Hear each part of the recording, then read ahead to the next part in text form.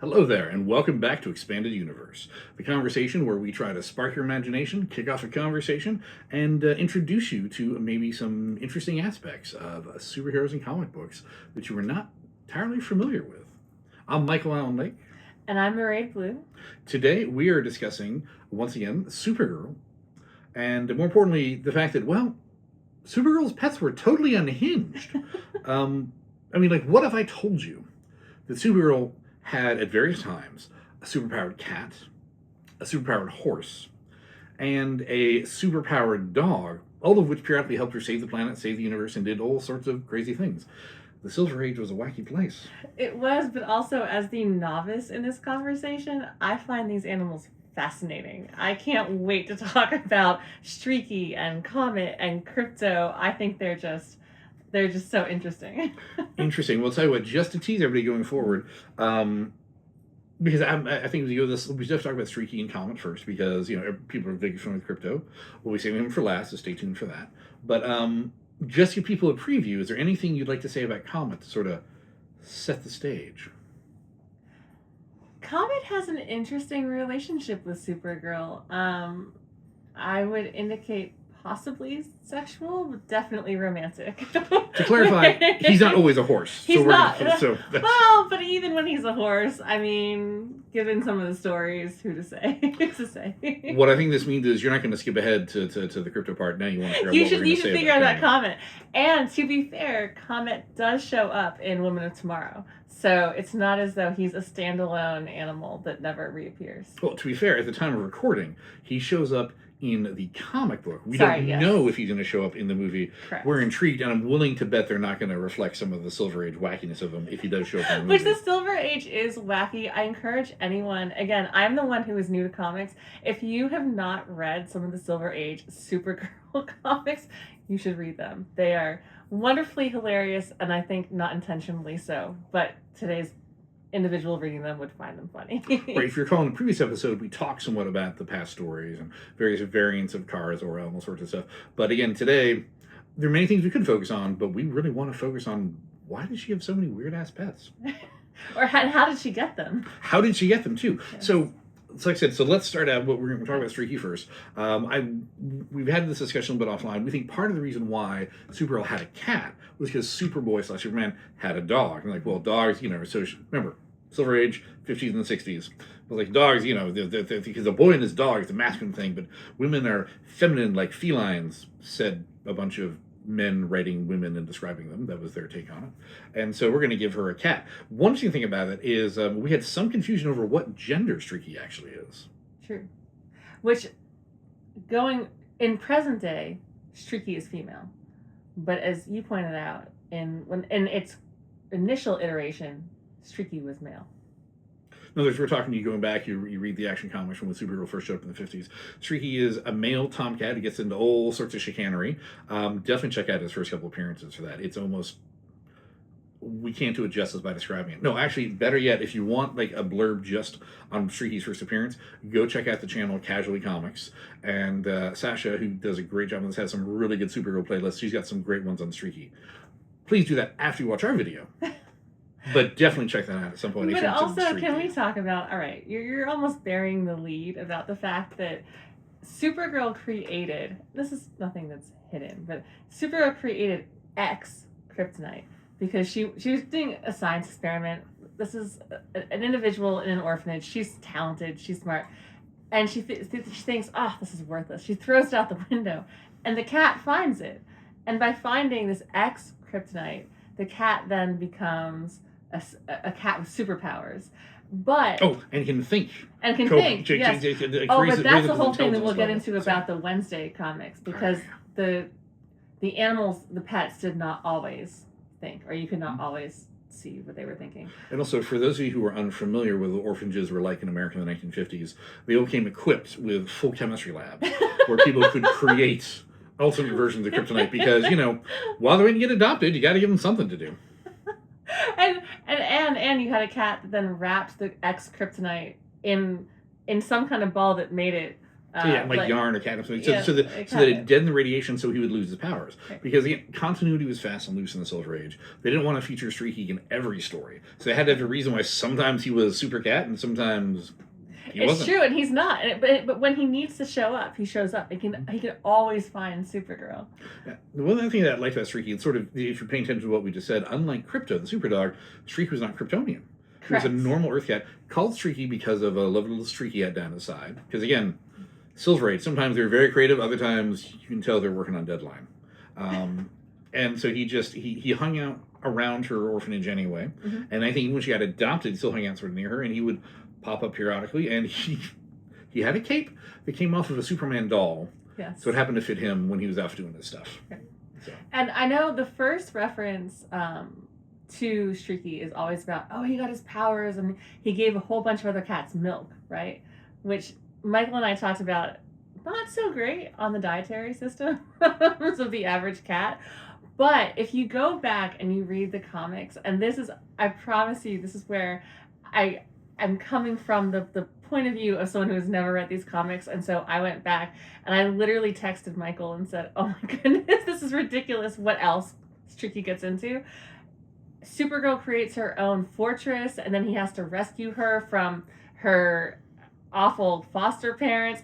There's a whole adventure. There's so much more to Streaky than just giving other cats milk, and I find it entirely amusing. I quite enjoyed it. He's not just a feline Robin Hood. He has his own sort of streak of mischief, and he always tries to look out for Supergirl. I think that's the nice thing. He has affection for her.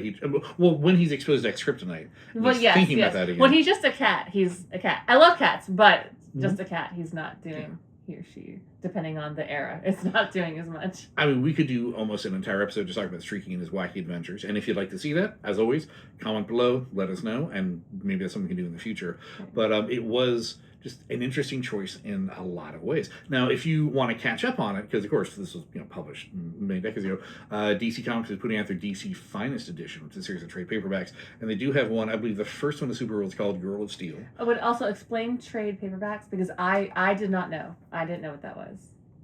That is a really good point.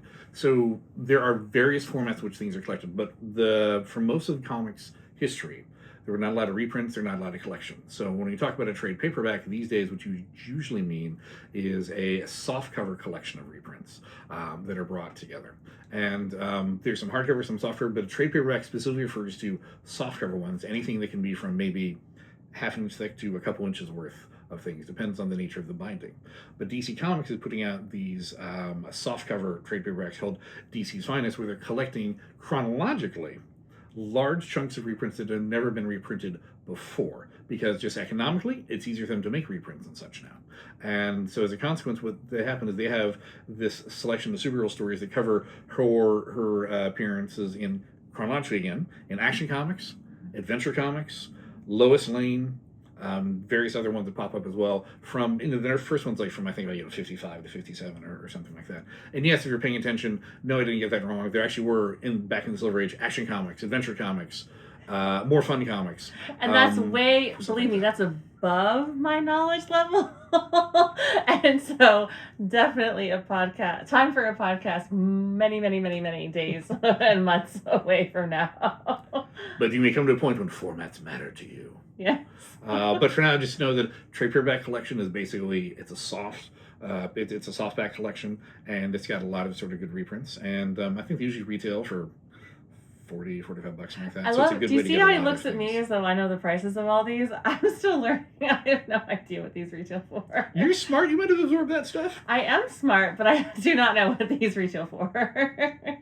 So that's Streaky, his adventure. No, he did, as you alluded to earlier, he did sort of bleed into the modern age. Does not pop up that much. I believe in the current Supergirl, in the current Supergirl series, the author has been bringing Streaky in sort of to some degree. That's what I've heard. I haven't heard that so much. Yes. But also they'll pop up. You referenced Wednesday Comics earlier, which is this great collection. Again, different format. Not explaining why it's called Wednesday Comics later, but basically a series of short stories where each chapter came out once a week. And Amanda Connor and Jimmy Palmiotti did a really cool, ostensibly Supergirl story, but it's really the adventures of Streaky and Krypto. But not the Streaky and Krypto of Silver Age where they could think, go through stuff. They act very much Well, you cannot there are no thought bubbles, so you cannot interpret what they're thinking, or at least sorry, you can't read what they're thinking. But it is an instance where Streaky is clearly female because she is the queen and Krypto is the king. When they interact with a certain, surprise, with a certain group of aliens. But it's a great one too, especially if you have animals, because Supergirl's like, I can't understand what's going on with these creatures. She was concerned. So she went to Aquaman. With Aquaman, she went to Dr. Midnight. She's like, can somebody help me understand these things? Because they're acting a little crazy. Like there's one point where apparently in the DC universe there is some airline that has a mouse as its mascot on the tail. Goodness. And so Streaky winds up taking off, chasing the plane down to take out the giant mouse. It's the I don't know what the wing is called. It's because it's not the wing.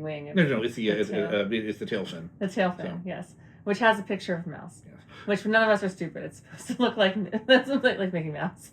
Now, this one is not reproduced very often, but it's a lot of fun. It's very neat, and I consider myself lucky that at one convention I got Amanda Connor and Jimmy Palmiotti to actually sign a version of that, because I think it's a really great, refreshing kind of look at it. It's so much fun, and it's such a great, I would say, reintroduction to the Streaky and Krypto characters, because it's not. There's no serious mission involved. Don't get me wrong, I love the serious missions, but there's nothing really serious going on. They're just overreacting given some interactions with the sun. So it all resolves itself in the right way. A lot of fun, definitely worth checking out, I'll say that. Yes.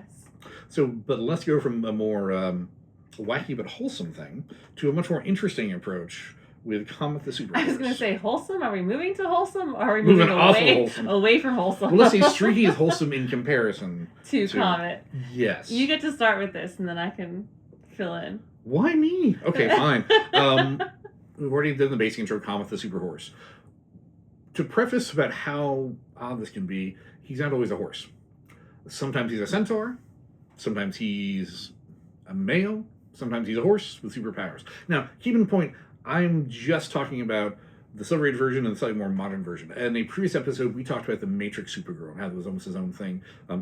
Peter David created a version of Comet in there that we're not going to touch on. Sorry, PAD fans. I love Peter David stuff, but that's a little too deep for the average viewer that's trying to understand this. The average viewer? Meaning the person who knows nothing, which is me. Fair enough. But he had lots of hints and such about Comet. Like, if you know what Comet is, then how he sort of introduced Comet is actually kind of hysterical. Again, if you'd like to know more about it, put it in the comments. We can do it. We can do a little short talking about that version of Comet.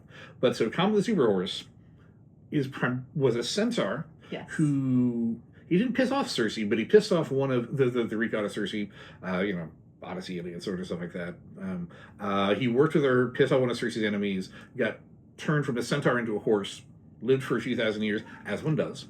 And then in the 20th century, encountered Supergirl, and is just absolutely besotted with her. And again, remember, centaur, so he is part human, so this is not like a really crazy weird thing. I mean, it is a crazy weird thing. It's not as crazy weird as it could be. Okay, the qualification is accepted, yeah. And then sometimes he turns in, especially if there's a comet that passes through our solar system. Especially it is when a comet passes. Look at me correcting the person who knows everything. But when a comet passes through, yes. Then he turns into a human. Yes. Doesn't turn back till the comet leaves. And full-bodied human. With blonde hair and all sorts of stuff. He because if you remember your basic astrophysics, sometimes comets, it's not like they pop in for a couple hours. They're here for a couple days or weeks or so. So he can be stuck as a human for a while. There's the whole sort of issues in these stories that explain how he found clothes, how he gets a job, how he makes a living, and then of course while he's in this version as Bronco Bills, he meets Supergirl again, and she does not realize. Right, she doesn't realize, but he knows that she is Supergirl. And is she still in her secret identity as Linda Lee, or no? Oh, because he meets her in the secret identity, but he recognizes her because he's seen the secret identity when he was Comet. And then she comes back as Supergirl. And so she flirts with him in both incarnations. You go, girl. I'm excited for that. Female empowerment does not matter. She just, and then it's like she also feels a little weird kissing the human, and then of course the human's thought bubbles again in such a way it's like, how do I tell her that actually I know her already, and we're also horses and this and that. I mean, he's also a horse in this and that. And that was like his first appearance. Or second. No, because first appearance is Bronco Bill. Yes. Around before. Okay. After that, because the Comet leaves the system, he goes back to being a horse and falls in love with Lois Lane, which is a whole other. Oh, see, you brought thing. that up. I was going to bring that up because I was so excited that I learned that. He's a player. Ladies, he is a player. Do not date centaurs, especially ones that turn human when comets come around, because he dropped Supergirl as soon as he saw Lois Lane. And then the best part was at one point he and Lois Lane both become horses, and Yes. they flirt as horses while still looking for their human selves, not realizing they're the same ones.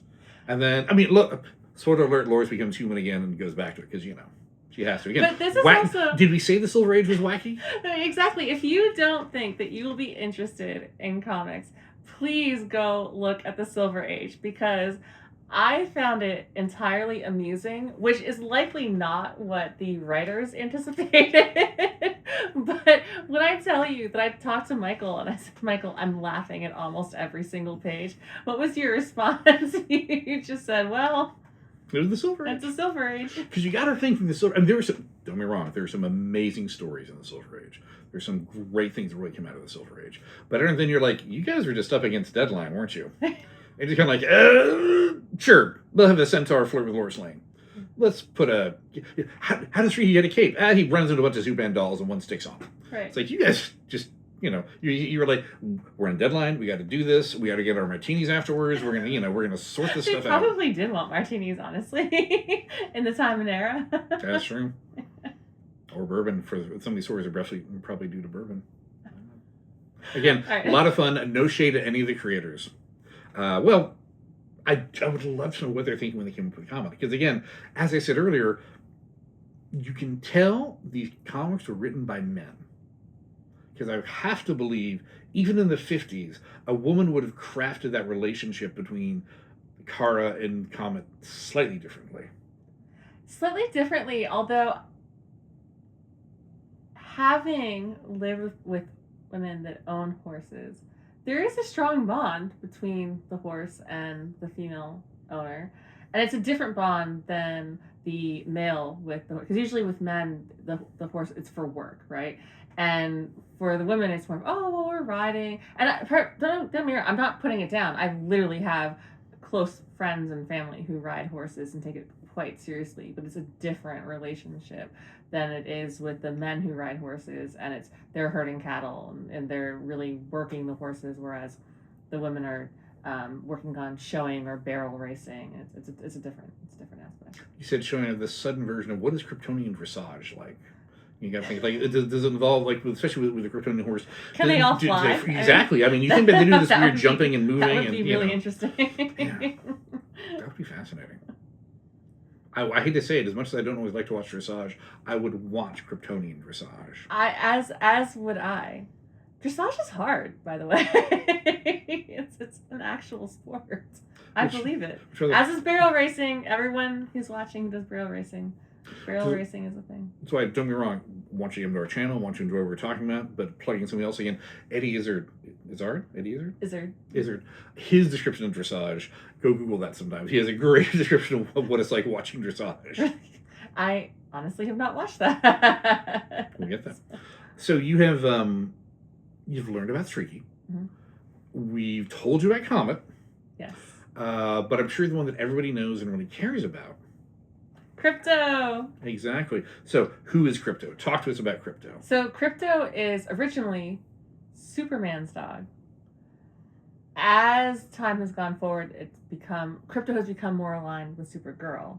Now, as we discussed, there are various ways in which I have come to comics, and Krypto is actually one of the main ones, because we went to go see Superman.